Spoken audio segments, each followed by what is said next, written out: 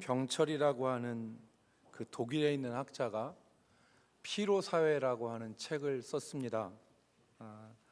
이 피로 사회라고 하는 책은 성과를 내야 하고 또 그런 성과를 내는 삶만이 가치 있는 삶이라고 인정받는 사회에서 그렇게 살아내는 과정 가운데 발생하는 피로가 인간의 삶을 멍들게 한다라는 내용의 책입니다. 굳이 피로사회라는 그 용어를 쓰지 않아도 우리 주변에서는 탈진이나 또 번아웃 같은 용어를 많이 사용하죠. 그래서 번아웃이라는 것은 다 타버렸다, 그래서 죄가 되어버렸다 하는 그런 의미입니다. 오늘 우리가 성경에서 읽은 이 엘리야의 상황을 탈진으로 보는 해석이 많이 있습니다. 엘리야는 그 이세벨이 보낸 그 사자의 말을 듣고 도망하여서 유다에 속한 브엘세바로 갑니다. 이세벨이 그 전한 말은 생명의 위협이었죠. 2절 말씀에 보시면 이세벨이 사신을 엘리야에게 보내어 이르되 내가 내일 이맘때에는 반드시 내 생명을 저 사람들 중 한 사람의 생명과 같게 하리라. 그렇지 아니하면 신들이 내게 벌 위에 벌을 내림이 마땅하니라 한지라. 이게 무슨 말이냐면 오늘날로 얘기하면 24시간 안에 내가 너를 죽여버리겠다, 반드시 죽이겠다.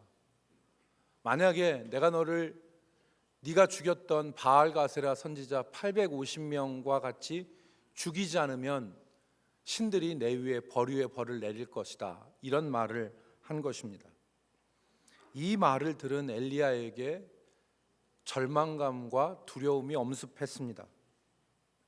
갈멜산, 우리가 잘 아는 이 19장이 오늘 본문인데 18장에는 갈멜산에서 엘리야가 바알과 아세라 선지자들을 이긴 것을 기록하잖아요. 그래서 엘리야는 갈멜산의 대결로 바알과 아세라 선지자의 이 세력이 무너진 줄 알고 이세벨이 항복할 줄로 기대했는데 전혀 변한 게 없는 것입니다. 그때의 절망감, 그리고 복수심에 불타는 이세벨의 분노에 대한 두려움이 엘리야를 압도한 것입니다.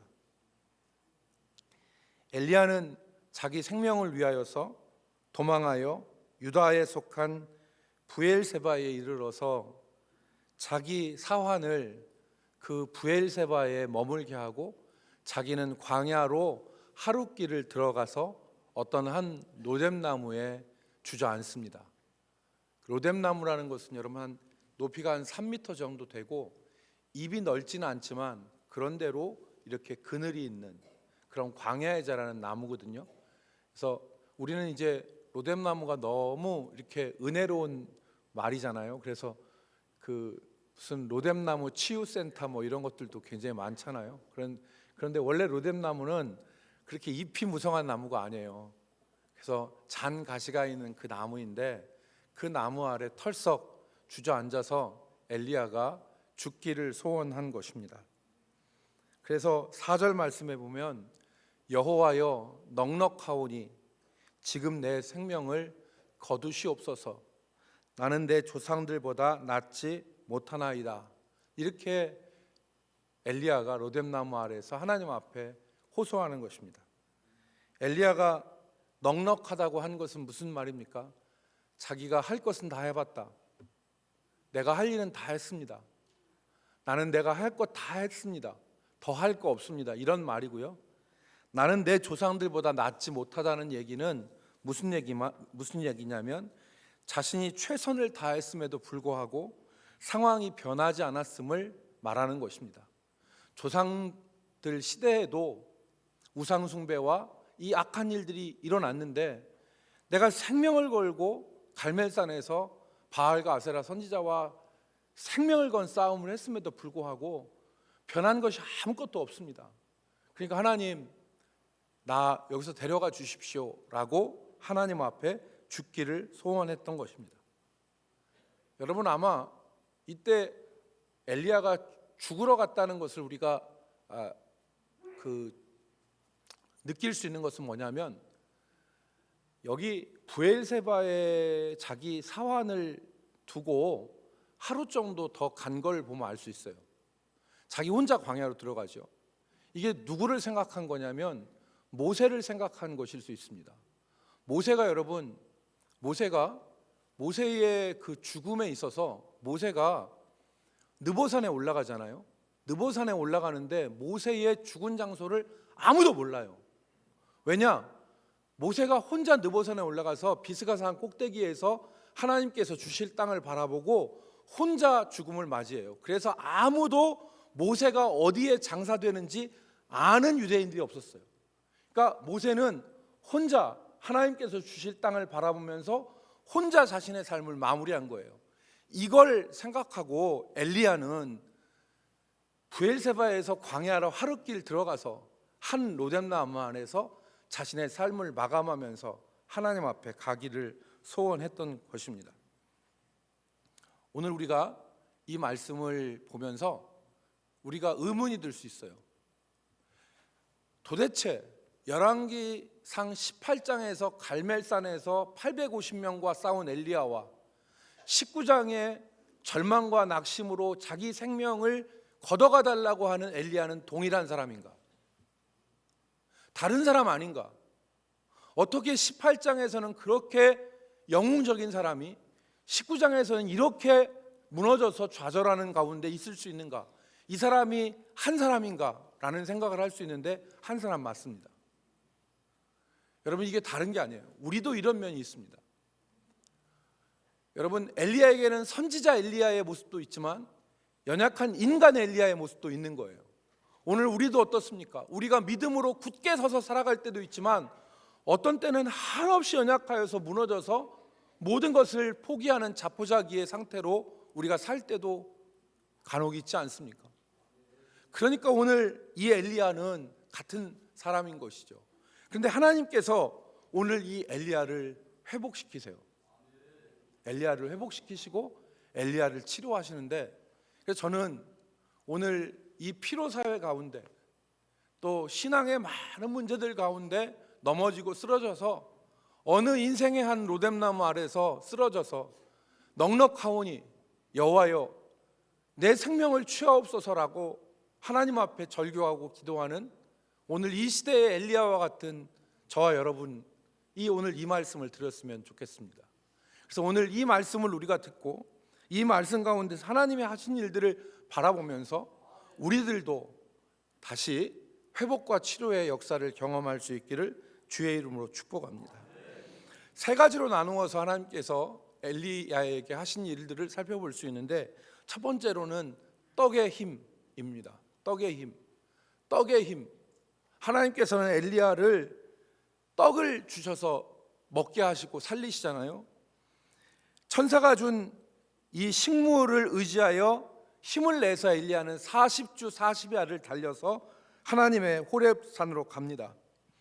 주의 천사가 로뎀나무 아래 쓰러진 이 엘리야를 어루만지시고 그에게 구운 떡, 숯불에 구운 떡을 주세요. 그리고 물을 마시게 합니다. 이것으로 힘을 얻습니다. 하나님의 말씀이 생명의 떡이요 우리 영혼의 생명의 양식인 것을 우리가 이 말씀을 통해서 바라보길 바랍니다. 사람이 다른 곳에서 힘을 얻을 수 있는 게 아니라 하나님의 말씀으로. 여러분, 세상살이로 지치고 힘든 우리에게 실패와 상처로 인해서 낙심하고 절망한, 그래서 죽음에 임박한 상황 가운데 있는 우리를 살리는 것도 하나님의 말씀입니다. 여러분, 우리 영혼이 두려움 가운데 사시나무 떨듯이 떨고 한없이 연약해져 있을 때 우리 영혼을 강건하게 하는 것은 다른 것이 아니라 하나님의 생명의 떡, 하나님의 말씀인 것입니다. 하나님 지금 엘리야에게 떡을 먹이시죠. 물을 먹이시고 떡을 먹이시는데 그것으로 엘리야가 힘을 얻어요. 그리고 달려나갑니다. 잠언 8장 14절 말씀에 이렇게 말씀하셨습니다. 내게는 능력이 있으므로 그랬어요. 내게는 능력이 있으므로. 여기서 나는 누구냐? 지혜예요. 지혜는 하나님의 말씀의 대명사입니다. 하나님의 말씀에는 힘이 있고 능력이 있다는 것입니다. 그래서 이 하나님의 말씀을 먹는 자가 힘을 얻고 일어날 수 있는 것입니다. 여러분, 역대하 15장에 보면 유다의 제 세 번째 왕 아사 왕이 등장합니다. 이 아사 임금 때 구스의 세라라고 하는 사람이 군사를 이끌고 오는데 100만을 이끌고 옵니다. 그래서 유다 나라를 침공합니다. 몇 만이라고요? 100만이라고. 100만과 병거 300대를 거느리고 침공을 해 와요. 유다 나라는 여기에 보면 염소떼 두 물이 있는 것처럼 아주 연약한 존재였어요. 그때 아사 왕이 하나님 앞에 기도합니다. 너무나 감동적인 기도죠. 너무나 감동적인 기도인데, 여러분, 역대하 4장 11절에 아사가 100만 명이 지금 침공해 왔을 때 하나님 앞에 기도하는 거예요. 수적인 열세 가운데 있습니다. 이길 수가 없어요. 그런데 아사가 하나님 앞에 기도합니다. 여러분 같이 읽어볼까요? 역대하 4장 11절. 아사가 시작. 아사가 그의 하나님 여호와께 부르짖어 이르되 여호와여, 힘이 강한 자와 약한 자 사이에는 주밖에 도와줄 리가 없사오니 우리 하나님 여호와여, 우리를 도우소서. 우리가 주를 의지하오며 주의 이름을 의탁하옵고 이 많은 무리를 치러 왔나이다. 여호와여, 주는 우리 하나님이시오니 원하건대 사람이 주를 이기지 못하게 하옵소서. 아멘. 아사가 이렇게 기도했습니다. 하나님, 강한 자와 약한 자 사이에 도와주실 분은 하나님밖에 없습니다. 하나님, 우리 하나님이시오니 우리가 수적인 열세에도 불구하고 이 많은 사람을 치러 왔사오니 사람이 주를 이기지 못하게 하옵소서. 아사가 이겨요. 아사가 마레사에서 이 구스 군대 100만을 물리칩니다. 그리고 이 아사가 예루살렘으로 올라오는데 승리는 하였지만 피곤하고 지치겠죠. 이 100만의 군대를 친 이 아사가 군대를 데리고 예루살렘 올 때, 그때 오데세 아들 아사랴에게 하나님의 영이 임하여서 하나님의 말씀을 아사에게 전합니다. 그 아사에게 전한 것이 뭐냐면, 너 전쟁에 이긴 것으로 만족하지 말고 너희 가운데 있는 우상과 하나님이 미워하시는 가증한 것들을 다 청소해버리고 이 나라를 바로 세워라. 이게 하나님께서 오데세 아들 아사랴에게 주신 하나님 말씀이었어요. 이 말씀을 듣고 아사의 반응이 열왕기상 역대하 15장 8절에 기록되어 있어요. 여러분, 여기 어떻게 기록했냐면, 아사가 이 말, 곧 선지자 오데세 예언을 듣고 마음을 어떻게 하여? 강하게 하여. 마음을 강하게 하여. 아사가 여호와의 말씀을 듣고 아사에게 나타난 반응이 뭐냐? 마음을 강하게 하는 거예요. 여러분, 우리가 이런 말을 합니다. 흔히 우리가 어떤 말을 하냐면, 세상 일 마음 먹기에 달려 있다. 세상 일 마음 먹기에 달려 있다. 여러분, 우리가 마음을 약하게 먹으면 종이 호랑이 앞에서 벌벌벌 떨어요. 그러나 마음을 강대하게 하면 실제 사자 앞에서도 우리는 용감할 수 있는 게 사람이에요. 마음 먹기에 달려 있는 거예요. 마음 먹기에 달려 있는 거라고. 세상 일 마음 먹기에 달려 있죠. 사람이 약해지면요, 바람 소리에도 사시나무 떼들 떨어요. 그렇지만 사람이 마음을 강하게 먹으면 천만인이 나를 둘러친칠지라도 내가 두려워하지 아니할 수 있다고 다윗이 고백한 것 같은 담대함이 있을 수가 있는 것입니다. 여호와의 말씀이 사람의 마음을 강하게 하는 거예요. 여러분, 아모스 8장 13절 말씀에 보면 이렇게 기록했습니다. 그날에 아름다운 처녀와 젊은 남자가 다 갈아여 쓰러지리라. 노인이 쓰러지는 건 말이 돼요. 그런데 젊은 남자가, 아름다운 처녀는 젊은 여자를 말해요. 왜 젊은 여자와 젊은 남자가 쓰러집니까? 그 이유에 대해서 아모스 8장 11절 말씀에 이렇게 기록하고 있습니다. 주 여호와의 말씀이니라. 보라, 날이 이를지라 내가 기근을 땅에 보내리니 양식이 없어 주림이 아니며 물이 없어 가람이 아니요 여호와의 말씀을 듣지 못한 기갈이라 그랬어요.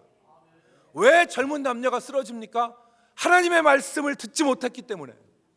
하나님의 말씀이 없어서, 물이 없어 가람이 아니요 양식이 없어서 고난이 아니라 여호와의 말씀을 듣지 못함이라. 예수님도 동일하게 말씀하셨어요. 사람이 떡으로만 살 것이 아니라 오직 하나님의 입에서 나오는 말씀으로 살 것이라 말씀하셨잖아요. 여러분, 그러니까 오늘 우리가 이 말씀 듣기를 힘써야 됩니다. 오늘 하나님께서 이 엘리야의 회복으로 떡을 먹이신 거예요. 저는 내일부터 시작되는 우리 부흥회가 이 말씀을 먹는, 말씀의 떡을 먹는 시간이 되기를 간절히 소망합니다. 우리의 하나님의 말씀을 우리의 귀에 들릴 때 아사왕처럼 마음이 강해지고 우리가 영적인 기갈 가운데서 쓰러지는 것이 아니라 일어설 수 있는 은혜가 있는 것이죠. 그러므로 이 말씀을 들어야 되는 거예요. 하나님께서 생명의 떡으로 우리를 일으켜 세우시는 것입니다. 그래서 영혼의 만족을 얻고 힘을 얻고 살아갈 용기를 얻고 흔들리는 마음이 강하게 되는 역사가 있기를 주의 이름으로 축복합니다.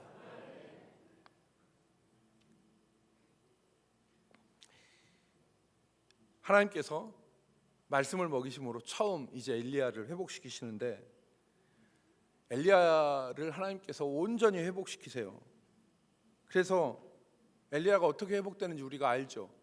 여러분, 이제 넉넉하오니 나의 생명을 취하소서 이렇게 말했던 엘리야가 나중에는, 우리가 이제 19장을 읽었는데 열왕기하 1장에 보면은 우리가 지난번에 본 것처럼 아하시아가 바알세붑에게 자기의 병을 낫는지 물으러 갔을 때 누가 등장해요? 엘리야가 등장해요. 그래서 이스라엘에 물을 자가 없어서 너희가 에그론의 신 바알세붑에게 물으러 가느냐라고 말했던 사람이 누구냐? 엘리야예요. 그리고 열왕기하 2장에 보면 엘리야가 어떻게 해요? 불말과 불명거로 하나님께서 회오리 바람을 통해서 엘리야를 하늘로 올려 보내시죠. 죽음을 보지 않고 엘리야를 하늘로 올리셨어요. 이건 무엇을 뜻하냐면 엘리야가 선지자의 모습으로 완전히 회복된 것을 우리에게 가르치는 거예요. 엘리야가 로데노아 마을에 쓰러져서 절망하고 패배하고 선지자의 모습을 잃어버리고서 생을 마감한 게 아니라 온전한 모습으로. 그래서 여러분, 엘리야가 하늘로 올라갈 때 뭐라고 했습니까? 나의 아버지여, 나의 아버지여, 이스라엘의 마병과 병거여라고 얘기하지 않습니까? 엘리야가 뭐라는 거예요? 이스라엘의 마병과 병거라는 거예요. 나의 아버지여, 나의 아버지여라고 얘기하고 있지 않습니까? 신뢰와 존경을 받는 완전한 선지자로서 하나님께서 엘리야를 회복시키신 것입니다. 어떻게 회복시키셨냐? 두 번째, 굴에서 나오게 하심으로 회복시키셨습니다. 하나님께서 떡과 물을 주셔서 엘리야를 회복하게 하시고 하나님의 산 호렙으로 가게 하셨어요. 8절 말씀에 보면 이 산이 하나님의 산이라 그랬습니다. 왜 호렙이 하나님의 산입니까? 모세가 이 호렙산에서 여호와를 만나죠. 떨기나무 가운데 불붙은 여호와 하나님을 호렙산에서 만나고 이스라엘 백성들이 이 호렙산에서 여호와와 하나님 백성이 되는 언약을 맺어요. 그래서 이 호렙산이 여호와의 산이에요. 그런데 이 하나님은 이 언약의 장소로 엘리야를 보내셔서 엘리야를 새롭게 하시고 엘리야를 회복시키려고 하셨던 것입니다. 그런데 오늘 본문 9절 말씀에 보면 엘리야는 그곳 굴에 들어가 거기 머물렀던 것을 우리가 볼 수 있습니다. 성경을 주의 깊게 읽지 아니하면 이 부분을 그냥 흘려보낼 수 있습니다. 근데 오늘 본문에서 강조하는 것은, 오늘 본문의 설교의 제목이 19장 9절에 있는 내용이에요. 19장 9절 말씀을 보겠습니다. 엘리야가 그곳 굴에 들어가 거기 머물며 머물더니 여호와의 말씀이 그에게 임하여 이르시되 엘리야야 내가 어찌 여기 있느냐. 하나님께서 원하시는 것은 엘리야가 그곳 호렙산 시내산에 서서 이스라엘 하나님 앞에 서는 것을 원하셨던 거죠. 그것이 11절에 나와 있습니다. 11절 말씀이 뭐라고 했습니까? 너는 나가서 여호와 앞에서 산에 서라 하셨어요.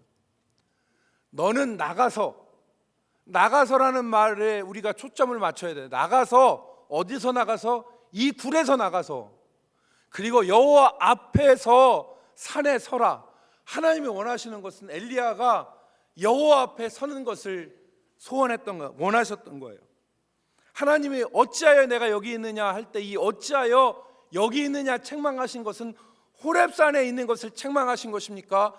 굴 안에 있는 것을 책망하신 것입니까? 그렇죠. 굴 안에 있는 걸 책망하신 거예요.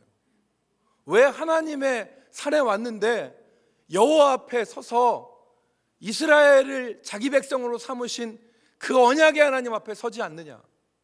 그리고서 하나님이 지금 나가서 여호와 앞에 서라 라고 말씀하시는 것입니다. 엘리야는 지금 의기소침의 동굴, 절망이라는 동굴 안에 머물러 있었던 것입니다. 그때 하나님께서 너 거기 있지 말고 나가서 여호와 앞에 서라 말씀하신 거예요. 오늘 우리도 살아가는 가운데 절망이라는 동굴, 의기소침이라는 동굴, 원망이라고 하는 동굴, 시험이라고 하는 동굴, 죄의 동굴, 소극적 신앙이라고 하는 동굴 가운데서 머물러 있을 수 있습니다. 근데 하나님이 우리가 거기 있는 것을 원치 않으시는 거예요. 그러면서 하시는 말씀이 엘리야야 네가 어찌하여 거기 있느냐 라고 말씀하시는 거예요. 제가 이렇게 소리를 질러도 전혀 이렇게 소리를 질러도 전혀 소음으로 생각하지 않고 고단하게 지금 잠을 청하시는 분들이 계세요. 아니 목사가 이 정도로 소리를 지고 데시벨이 이 정도로 올라가는데도 전혀 아랑곳하지 않고 이걸 자장가로 들으시는 분들이 있으니까 여러분들이 저한테 얼마나 익숙한 거예요. 그런데 여러분 자기한테 한번 말해보세요. 내가 어찌하여 여기 있느냐. 누구에게 하시는 말씀이다? 나에게 하시는 말씀입니다. 너 왜 그 원망의 동굴에 갇혀 있느냐? 너 왜 어찌하여 그 시험의 동굴에 갇혀 있느냐? 너 어찌하여서 그렇게 의기소침의 동굴에 갇혀 있느냐? 너 어찌하여 죄의 동굴에 머물러 있느냐? 너 어찌하여 그곳에 있느냐? 말씀하시는 거예요. 그런데 하나님께서 엘리야를 동굴에서 나오게 하시는 방법을 오늘 우리는 본문에서 볼 수 있어요. 그게 바로 뭐냐면 전혀 새로운 방법으로. 엘리야가 여기 있을 때 엘리야가 밖에서 지금 뭐가 있냐면 성경에 보면 우리가 잘 아는 얘기예요. 성경에 보면 맨 처음에 산을 흔들고 바위를 깨트리는 바람이 막 불어요. 두 번째로는 지진이 일어나요. 세 번째로는 뭐가 있냐면 불이 막 일어나요. 그런데 여호와께서 성경은 거기 계시지 않고 거기 계시지 않고 거기 계시지 않는다고 얘기를 해요. 그런데 여호와가 계신 새로운 방법이 하나 등장했어요. 그게 뭐냐면 세미한 소리 가운데 여호와께서 계시도다. 이 세미한 소리는요, 세미한 소리에 방점이 있는 게 아니에요. 방점은 어디에 있느냐? 하나님이 엘리야가 이전에 경험하지 않은 새로운 방법으로 엘리야를 끌어내신 거예요. 불이 갈멜산에서 내렸어요. 엘리야가 이거 익숙한 거예요. 바람 가운데 지진 가운데 하나님이 나타나신 것은 이스라엘 백성도 다 알아요. 그런데 하나님이 거기 계시지 않다고 그랬어요. 하나님은 전혀 새로운 방법으로 세미한 음성 가운데 엘리야가 그 소리를 듣고 겉옷으로 자기 얼굴을 가리고 동굴 어디에? 어귀에 서서 엘리야가 나왔단 얘기예요. 불 속에서 나와서 어귀에 서서. 이거 뭐냐면 하나님은 우리를 고치시는데 전혀 새로운 방법, 우리가 기대하지 않은 새로운 방법으로 우리를 고치시고 치료하신다는 거예요. 그래서 여기서 우리가 적용해야 될 것은 하나님의 새로운 역사하심을 기대하는 거예요. 하나님은 죽은 자의 하나님이 아니에요. 하나님은 산 자의 하나님이에요. 예수님께서 하나님은 죽은 자의 하나님이 아니라 산 자의 하나님이라고 하는 것은 하나님은 이전에 죽은 정통과 죽은 방법, 이게 아니라 살아계셔서 우리가 경험하지 못한 새로운 방법과 새로운 역사를 통해서 우리를 치료하시고 인도하시는 분이라는 거예요. 여러분, 그게 우리 삶에 이루어져야 돼요. 죽은 옛날 방법, 옛날의 신앙 경험, 옛날의 구닥다리, 그 철진한 그러한 신앙적 경험 가지고서 살아계신 하나님을 바라보지 못하고 여전히 그 옛 과거의 동굴 가운데 있어서는 안 된다는 거죠. 권영재 집사님, 권 집사님 옛날부터 주일학교 때부터 믿음 생활 하셨죠?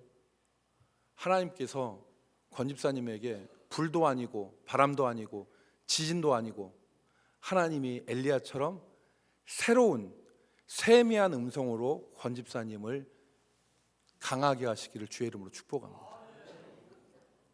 우리 권 집사님이 대전시 여성 청소년 대전 여성 청소년 범죄는 꽉 잡고 계신 분이에요. 여러분, 우리가 옛날부터 신앙생활 했어요. 옛날부터 신앙생활 했다고. 여기 계신 분은 모태로부터 신앙생활 하신 분들도 계시고요. 신앙생활 한 것이 50년, 60년, 70년 되신 분들도 있어요. 그런데 하나님께서 어떻게 고치시느냐? 전혀 새로운 방법으로. 그래서 하나님의 역사를 기대해야 돼요. 하나님의 역사를 기대하지 않고 불로, 지진으로, 바람으로 이렇게 하시겠지, 이렇게 해서는 하나님의 역사, 그 동굴 밖으로 나올 수 없어요. 여러분, 총신대학교에서 기독교 교육을 가르치시고 또 성경적 상담학의 대가인 정정숙 교수님이란 분이 계세요. 지금은 은퇴하셨는데 얼마 전에 제가 그분이 쓴 소책자를 하나 읽었어요. 그해 가을의 추억인데 이게 무슨 책인 거니까 제가 처음 알았거든요. 이분이 미국에서 공부를 유학을 하고 총신대학에 와서 기독교 교육, 우리나라 기독교 교육의 어떤 기초를 놓으신 분인데, 제가 처음 알았던 건 뭐냐면 이분이 그 남편과 함께 특수 목회를 했더라고요. 그냥 학자로만 계신 줄 알았더니 이분이 인천에 있는, 부평에 있는 어떤 그 한센병 환자 정착촌에서 한센병 환자들이 모여 사는 그 집단 거주촌 있잖아요. 거기에서 목회를 하신 분이었어요. 저 처음 알았어요. 여러분, 우리도 이 주변 근처에 왕궁인가 저쪽에 가면은 양계하면서 한센병 환자들이 집단으로 모여서 사는 곳이 있잖아요. 그거와 같은 이 한센병 환자 집단 거주촌이 있어요. 거기서 목회를 하셨더라고요. 나 처음 알았는데요. 그런데 이분이 거기서 목회를 하면서 여러 가지를 경험했대요. 그런데 하나 제가 읽고 생각한 것이 하나 있어요. 그게 뭐냐면 이분이 한센병 거기서 이제 했는데 그 악수할 때 한센병 환자들이 손이 이렇게 다 그 좀 문드러진 분들도 있잖아요. 그러니까 악수할 때 악수 잘하고 같이 식사하고 하면 일반 사람들은 힘들고 또 양계장이 오죽 냄새가 많이 나요. 그러니까 뭐 굉장히 힘든 그런 상황인데도 거기서 목회를 하면서 하나님의 은혜를 너무 많이 경험했다. 그것 가운데 하나가 뭐냐면 이분들이 새벽잠이 없대요. 그래서 2시면 2시 반, 1시 반이면 교회당에 나와서 기도하더래요. 그러니까 1시 반, 2시 반에 나와서 기도하는 거예요. 그래서 기도하는데 이제 이 남편 되신 목사님은 김남식 박사라고 우리나라 교회사에서 굉장히 그 괄목할 만한 분이에요. 그런데 이분이 어느 날 한번 여기 교회 갔다가 설교를 했는데 그 교회 장로님들하고 성도들이 다 집에 와가지고 울면서 우리를 목회해달라고 우는 바람에 어쩔 수 없이 가서 다음 목사님 오시기까지 가서 임시로 설교만 하기로 했는데 거기 붙잡혀서 눌러 앉아서 그 교회 목사님이 되셨다는 얘기가 이 책에 나와요. 그런데 제 한 가지 이제 그 말씀드리려고 하는 것은 새벽에 1시 반 2시에 나와서 이분들이 자기 신세를 하면서 울면서 한탄을 하면서 기도를 하는 거예요. 근데 이 목사님이 새벽에 어떻게 했냐면 새로운 방법으로 이 성도들을 이렇게 세웠어요. 그게 뭐냐면 새벽에 교환을 만들었대요. 그래서 단지 그냥 나와서 울면서 기도하는 게 아니라 새벽마다 성경 한 권 한 권을 매달 교환을 만들어서 그 교환을 가지고 하나님의 말씀을 알아가는 거. 그래서 처음에는 이것이 낯설었는데 시간이 지나면서 따라서 이것이 은혜가 되니까 이 청천농장이라고 하는 그 98개 가정이 모여 사는 이 성도들이 새벽 예배 나와서 같이 은혜를 받고 변화되어지는, 그래서 이 모든 성도들이 기쁨과 감사 가운데 신앙생활을 하고, 중요한 것은 이분들의 자녀들이 다 훌륭하게 자라고 성공해서 정말 교회의 중직들이 되고 사회에 성공한 리더들이 되었다는 것을 이 책에다 기록했습니다. 하나님이 우리를 역사하시는 것은 우리가 기대하지 않는, 우리가 생각하지 않는 새로운 방법으로 우리의 삶을 인도하시고 우리를 치료하시는 하나님이십니다. 그러므로 하나님의 역사를 기대해야 됩니다. 하나님의 역사를 기대하고 그 하나님의 새로운 역사 가운데 우리가 일어설 수 있기를 주의 이름으로 축복합니다. 이번 부흥성회도 마찬가지로 하나님 우리에게 새로운 방법으로 역사하시는 기회가 될 수 있기를 주의 이름으로 축복합니다. 마지막 세 번째, 하나님께서 이 엘리야를 어떻게 고치셨느냐. 첫 번째, 뭘 먹이셨다고요? 떡을 먹이셨어요. 두 번째, 어떻게 하셨다고요? 동굴 밖으로 끌어내셨다고, 새로운 방법으로. 세 번째, 하나님께서 이 엘리야를 치료하신 방법은 사명을 주신 거예요. 지금 오늘 우리 본문에 있지 않았지만 하나님은 엘리야에게 가서 너 다시 돌아가서 하사엘을 아람 왕으로 세워서 하사엘에게 기름을 부어서 아람 왕으로 세우고 예후에게 기름을 부어서 이스라엘의 왕이 되게 하고 엘리사에게 기름을 부어서 너를 대신하여 선지자가 되게 하라는 사명을 주세요. 지금 이 세 사람이 누구예요? 바알과 아세라 세력들을 무찌르는 공통점이 있는 사람이에요. 하사엘이 베나닷을 대신하여서 아람의 왕이 돼서 누구를 갖다가 박살내냐면 아합을 깨트려요. 이스라엘의 아합을. 예후는 아합을 대신하여 왕이 되는데 누구를 깨트리냐면 이세벨을 깨트리고 바알과 아세라 선지자를 박살을 내버려요. 엘리사는 엘리야를 대신하여 하나님의 선지자가 돼요. 이 세 사람이 공통점이 있는데 그게 뭐냐? 바알과 아세라를 대적하여 하나님의 뜻을 이루는 거예요. 그걸 하기 위해서 누구를 보내시냐? 엘리야를 보내세요. 너 가서, 너 되짚어 돌아가서 광야길로 돌아가서 하사엘에게 기름을 부어 아람 왕이 되게 하고 예후에게 기름을 부어 이스라엘의 왕이 되게 하고 엘리사에게 기름을 부어 너를 대신하여 선지자가 되게 하라. 이게 무슨 말입니까? 하나님이 엘리야에게 사명을 주신 거예요. 해야 할 일을. 그래서 그 사명을 감당하러 가는 도중에 엘리야는 완전한 회복을 경험하게 되는 것입니다. 오늘 하나님께서 우리를 회복시키실 때도 언제 회복하느냐? 사명 감당할 때 회복할 수 있어요. 하나님 말씀에 순종하여 그 길을 걸어갈 때 하나님께서 회복시키는 거예요. 10명의 문둥병 환자들이 예수님 앞에 나와서 고쳐달라고 했을 때 뭐라고 했습니까? 그 즉시 고쳤습니까? 아니면 가서 네 몸을 제사장에게 보이라고 하는 가는 도중에 고침을 받았습니까? 그렇죠. 가는 도중에 고침을 받은 거예요. 가는 도중에 고침을 받은 거예요. 사명 감당할 때 고침받는 역사, 회복되는 역사, 치료되는 역사가 있는 것입니다. 오늘 하나님께서 그렇게 하신 거예요. 너 가서 뒤를 돌이켜서 내가 너한테 지금 맡긴 미션, 사명 그거 감당해라. 하사엘에게 기름 붓고 예후에게 기름 붓고 엘리사에게 기름 부어서 이 나라 온전하게 세우는데 네가 역할을 해라. 아멘. 그리고 엘리야가 갔어요. 그리고 엘리야는 온전한 회복을 이루잖아요. 그래서 아까 우리가 살펴봤듯이 엘리야는 패배와 절망과 그리고 패배 의식에 쩔어서 인생을 마감한 게 아니에요. 온전한 회복을 통하여서 하나님의 사람으로 살고, 그리고 불말과 불병과 회오리 바람 타고 하늘로 승천하여 선지자의 대명사 누굽니까? 엘리야입니다. 모세와 엘리야, 구약을 대표하는 선지자 아니에요? 하나님께서 이런 회복의 역사를 주셨습니다. 사랑하는 성도 여러분, 저는 우리 모든 성도들이 주의 말씀으로 새 힘을 얻기를 소망합니다.